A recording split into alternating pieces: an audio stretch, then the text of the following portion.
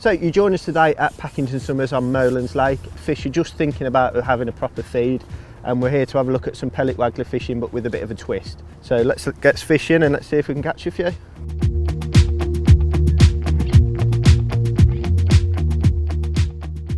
So let's have a look at the rig. We're fishing pellet waggler with, a bit of a twist, a bit of a difference.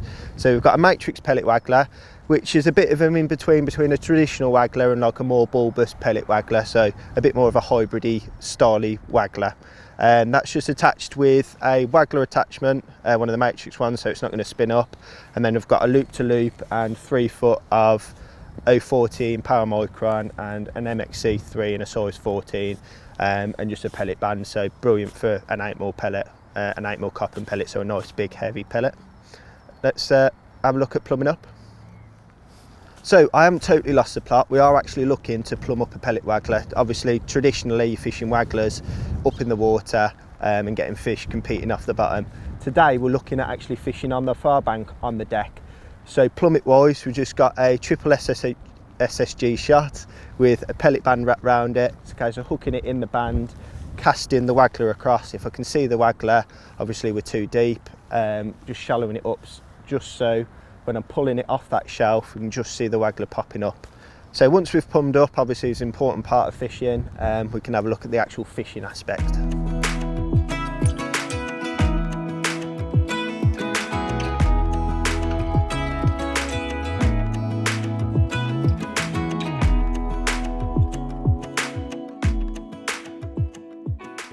So we've had a little plumb up. I've clipped up across there about 1 metre off the bank. It's a nice gradual slope, starting at say about 2.5 foot, pulling away to probably 2-3 metres off the bank, and it's about 3 foot deep. So I've set my waggler at 3 foot deep, and it's a case I can chuck it tighter across, and with this whipping wind as well, by laying that heavy pellet on the bottom a little bit, it just controls my pellet and keeps it nice and still, as opposed to it ripping through like trotting a waggler down a river or whatever. We want it nice and still, so we're going to get a positive indication. Bait wise couldn't be simpler. We've got some fishery 8mm, which are nice heavy cotton pellets, so with this swirling wind we can get them across there and be fairly accurate. So let's actually have a go and catch some fish now.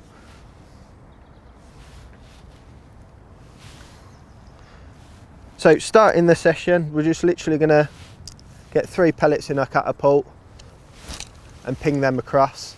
I say it's freezing cold today, and this, believe it or not, is a method that works throughout the year. When other methods, you don't want to feed anything, you're scared to feed. At Packington, they're quite strange, and they're like chomping on that bite straight away there, like chomping on those 8mm throughout the year. But I'm just starting the session by feeding 3 pellets and just gauging it from there. Cast wise, it's a coot diving on our bait there, not ideal. I've clipped up. That waggler's nice and stable on that far bank, even with that whipping wind. I've fed a couple of pellets, and as long as that waggler's nice and stable, I'll keep that out there for a couple of minutes, and it's a case of refeeding and replopping. Some days you can agitate them into having it by casting really regularly and not feeding much. Other days, even in the depths of winter, you can end up feeding 3 pints of pellets.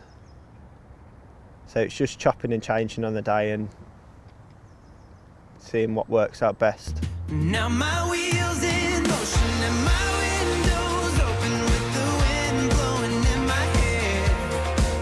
I'm driving down the highway, gonna do this my way. I can feel it in the air. Here I go.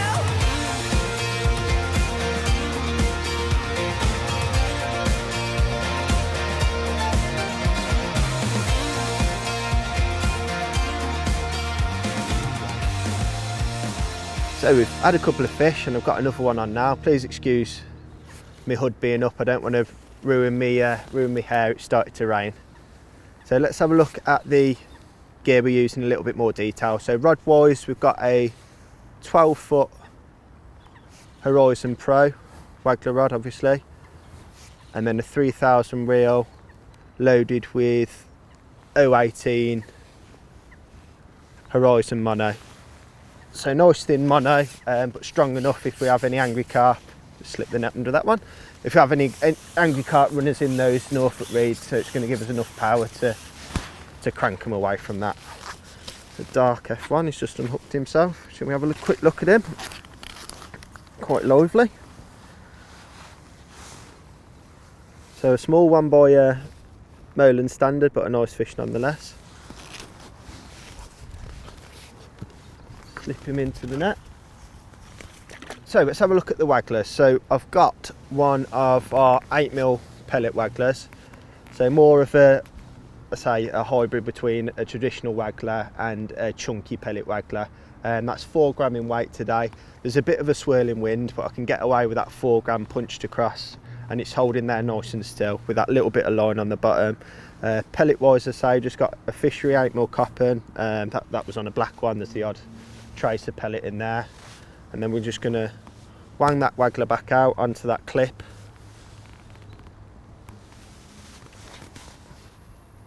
Just hear it hit that clip there, and then I can put the rod on the rest. The tip's just under the water there, and then hands are free just to ping 3 pellets. And I've probably got a fishing zone of 3 metres wide by 3 metres deep, because it's nice and flat, and that open area there I can just pick them off. So I'm not too worried about my pellets going on a dinner plate. I'm just spreading it over a little bit more of an area for a better chance to pick the fish off instead of trying to home them down into one tiny little spot.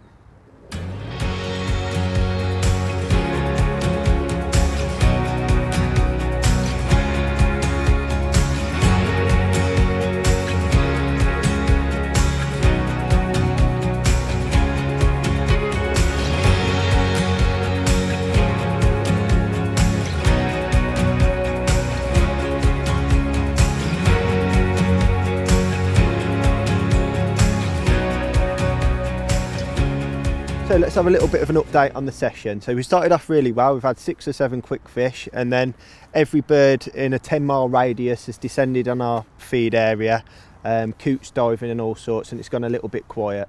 I've just carried on feeding 3 pellets every chuck. I've come slightly further off the bank in that little bit deeper water, because where we would pushed up, as say, it was in about 2.5 foot, and we were, there we go, bite there. So there's still a few about. We haven't connected with that one.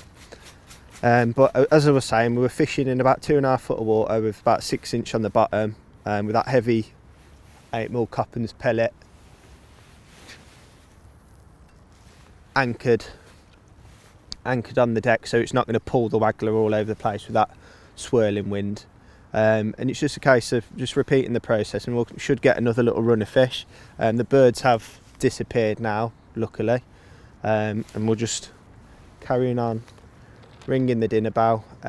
If I aren't getting many signs moving forward, I will just slip the plummet back on and try coming another couple of metres away from the bank where it's a little bit deeper, and see if they're just sulking away from where them birds can't peck on their heads all the time. So I'm set up nice and comfortably. I've got the tip of the rod in the water.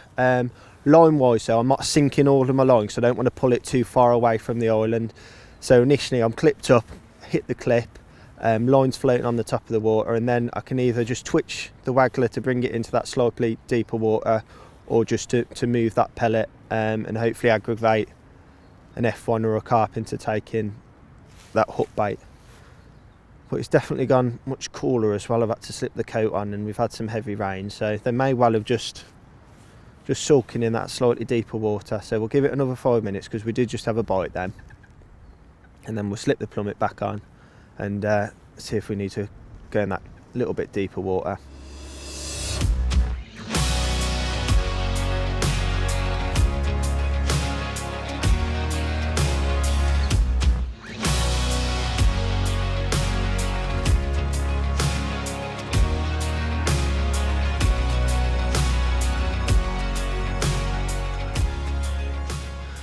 The light's starting to drop, and I'm getting cold now. I think it's my old age. The wind started to come, and it started to rain, so we'll call this the last fish of the day. It's been a lovely day's fishing.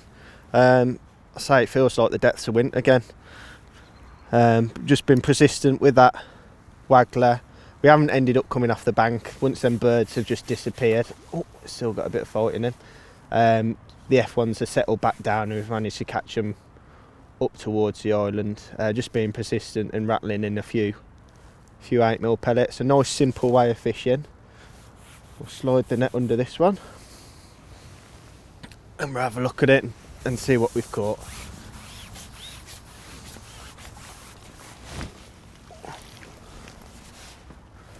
Another pristine Packington F1.